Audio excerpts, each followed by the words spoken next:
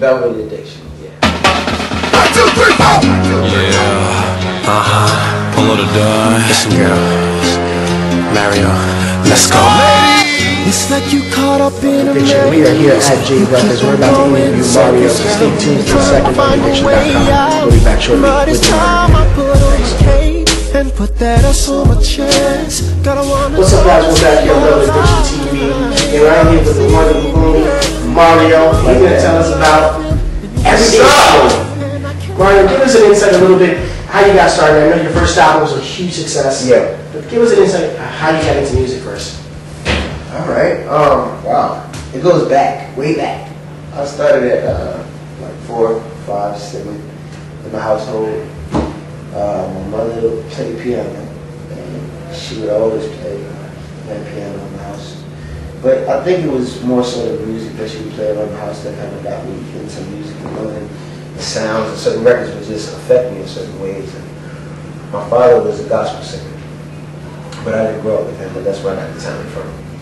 And I started doing talent shows at about 9, 10, and I was doing talent shows with adults at colleges and stuff, so there's a lot of competition, and I didn't think I could do it. So she,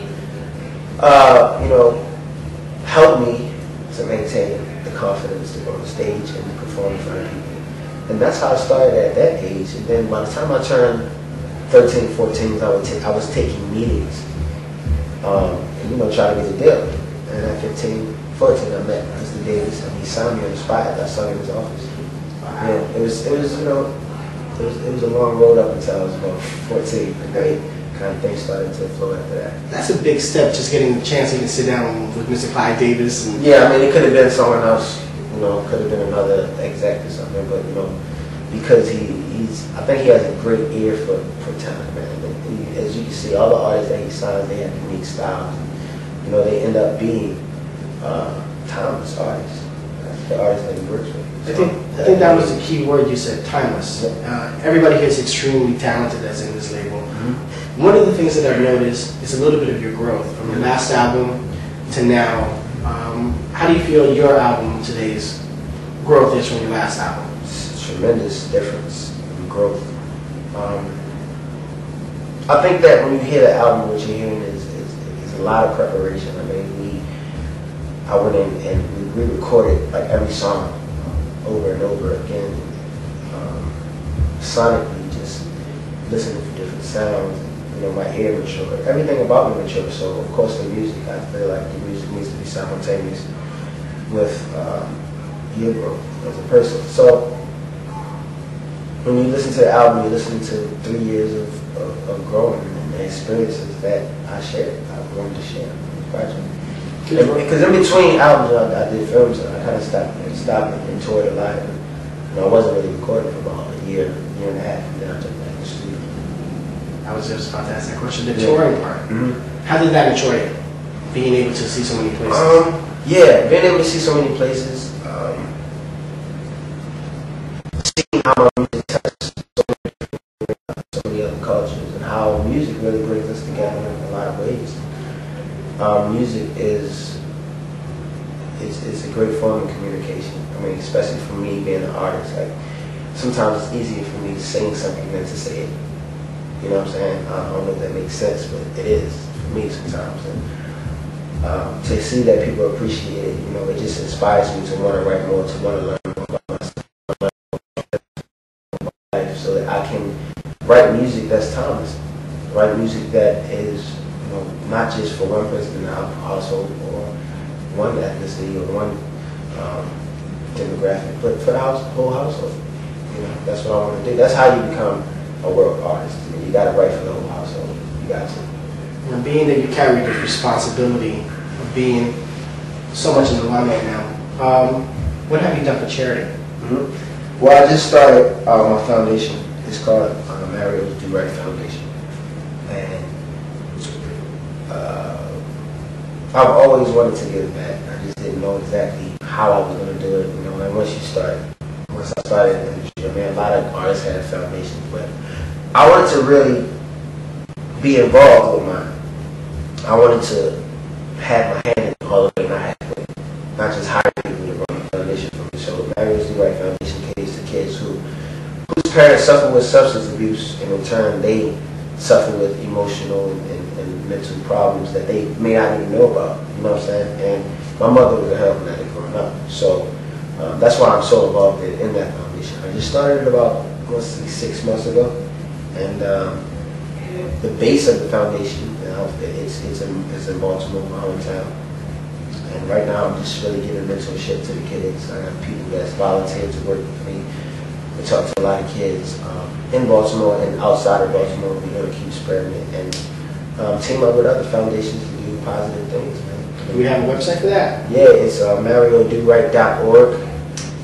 You can go there and see the mission. And if you want to donate, you know, even if you just have notes or something you want to say, you can write it, email us, and it helps. It definitely helps. You hear that, leaders? I'm counting on you. It helps. He's noble. He's a good man. Got to promote that. Anybody who says he's hands-on is worth working with. Absolutely. Absolutely. That's impressive right there.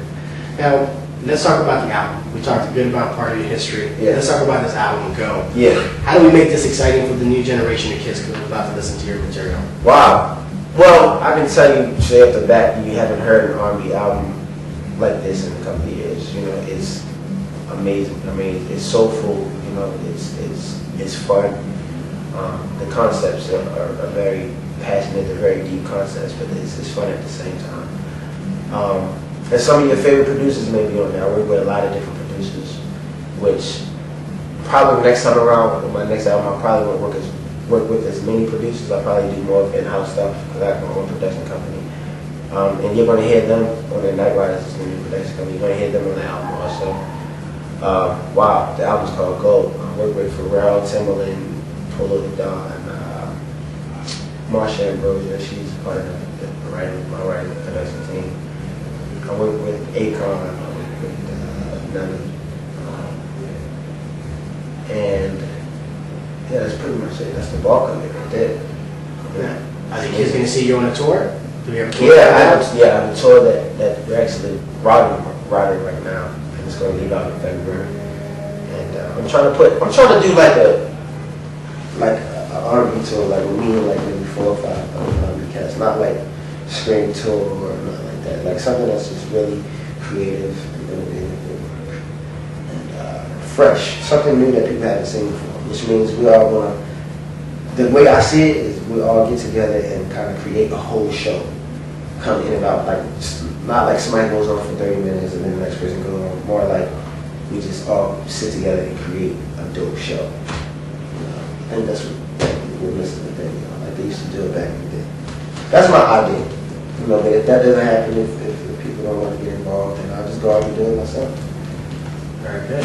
Now the single you got playing right now, the video's hot. Thank you. The video is seriously really nice. Yeah. Love the car action in it, the transitions on it. Yeah. Give us an insight. As you see, when you see my videos, they all are like movies, sort of kind of, because I like to act and because I like to. There's something really I don't like simple videos. They just, you know, it has to have a twist to it to turn to. Like we looked at How Do I Breathe, and my world was upside down. It was just the creative. Shout out to Elena who directed that. When I went and I thought about the treatment for crying out for me, I'm like, I can't do something that off with it because it's such a real record. You know what I'm saying? The concept is true to a lot of people's lives, so I have to do something that they can really relate to.